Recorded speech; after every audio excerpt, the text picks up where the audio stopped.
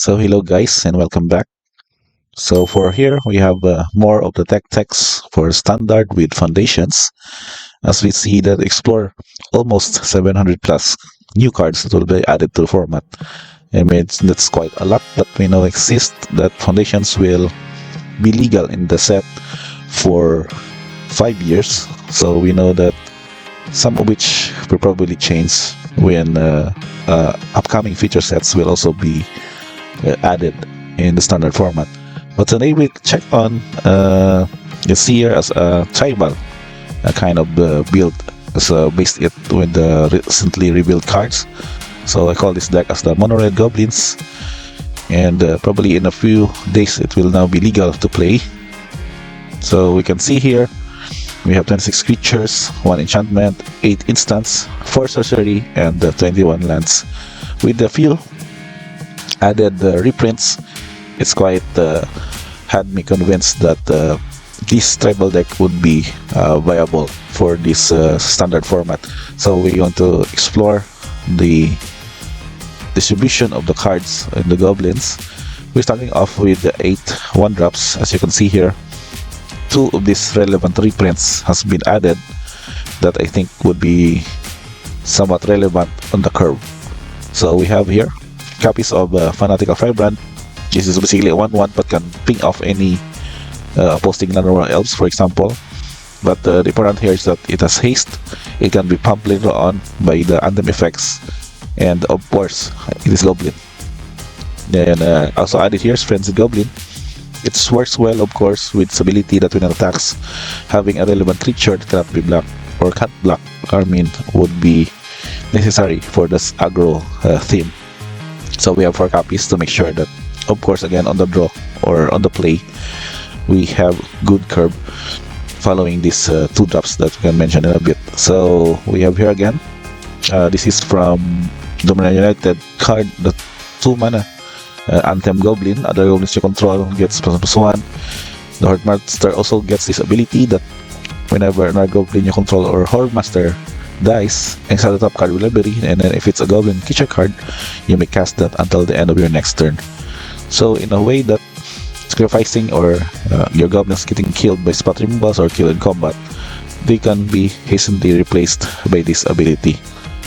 And for the other 2 drops that is very relevant here is Stair Slicer Goblin, which has the ability to produce these 1/1 tokens whenever you attack this turn because of the raid ability, and also a 2/1 for itself. So make sure that the damage output is somewhat consistent with a 1-drop and this 2-drop 2/1 creature. So that's 4 copies in the deck. Now for the 3 copies, we have 1 copy of Adaptive Automaton. This is also a pseudo anthem effect of a creature because you can choose a creature as it enters the battlefield, and then the chosen type is that type, and then those types who you control gets +1/+1. So other creatures though, it doesn't pump itself, but it's also relevant if you get to curve your 1-drops with your Rondwell Holdmaster on turn 2, and then another Adaptive Automaton on turn 3. And much more of the support is your new card here. This is also an anthem effect for this deck. This is the Dropkick Bomber.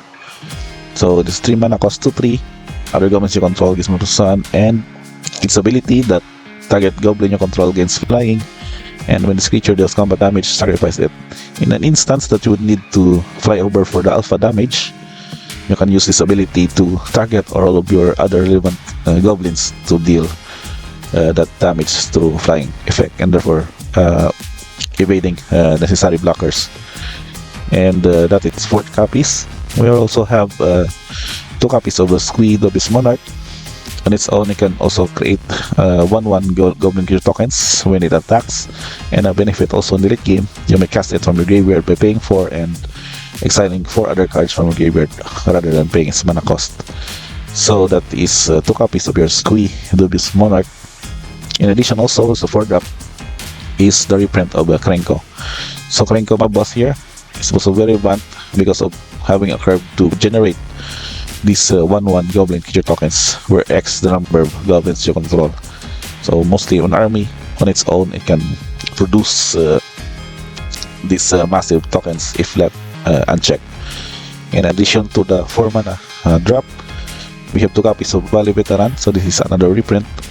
It has ability that somewhat as kind of a flame tank Kabu. It can deal damage to creature opponent controls equal to the number of goblins you control. At the same time, it gives you a 4/2 body, which is also necessary for this deck to have a curve and to do damage output as efficient as possible. So that is the lineup of your creature. We have 26 in total. Some of the pseudo one-offs that I've considered are this one. Is a Goblin Oriflame. The name also is a Goblin, but it's not a Goblin per se. That's enchantment. It gets ability that attacking creatures you control get +0, and also necessary for extra damage output if you go out on the curve. And for the instance, of course, consists of burn effects with lightning strike. And this new card again, Goblin Surprise. This can get you also a pump effect with the creatures you control gets +2/+0 until the end of turn, or you can create 2/1/1 red Goblin creature tokens. So basically, you can add it at any time, which means that you can create this token at the end of your opponent's turn, and then on your turn, cast off an anthem effect and get these creature tokens attack. And of course, with Stalker Fancy, we have have a necessary instant 5 damage removal, probably for shouldered or any relevant creatures that can be added by your opponent on the board. And this costs less for each creature that attack this turn, so very necessary for us to also to benefit with this kind of deck. And for the last, or the sorcery, before we go for the lands, are your Dragon Father, which also goes with a curve of the 2-drop. This goes to create these tokens, and then you may then drop in a turn 3 drop with Bomber to have those tokens become 2/2 creatures and can be efficient in attacking. As for the lineup of your lands, I'm pretty much more of the mountains. I want to be as basic as possible and more of the untapped lands because we are on aggro basis, and only added 2 Cavern of Souls per se to have these goblin creature types uncounterable in certain situations. And I've also considered a copy of Soulstone Sanctuary. I only chosen one because at any instance you would need a red mana to do this costing of your creatures, so this might hinder your progress on the board. So I just only have this one to produce this colorless mana. At the same time, it becomes also a 3/3 creature with vigilance and all creature types, which means that this is also a goblin per se, and a goblin anthem effect with the Drop-It Bomber or Runebelt Hordmaster will also be added to pump this creature. And for the deck stats, we have here the curve of basically 2.28, still pretty much low in the setup. 17 are the most of the 2-drop or 2 mana category, and for the 3 mana is 9, with the top curve is only 4 mana cost with 5. But for the sideboard, we might be having some adjustments, of course, with going with our late game value and matchups against mid-range and control decks. And for our tokens, lastly, we have only a Goblin token, of course, produced by the Dragon Father and the Goblin Creator, some Goblin Surprise, created by Squee and created by Krenko, and also that of Steer Slicer Goblin. So we have various ways to create these free Goblin tokens that can add to our Goblin army. So I think it's pretty much it for this deck tech. Pretty much simple kind of approach, but I do hope the future sets will have more of the supports of this deck to somewhat cater a more tribal archetype approach that we can see again in the standard format. So again, that is Mono Red Goblins for Foundation Standard.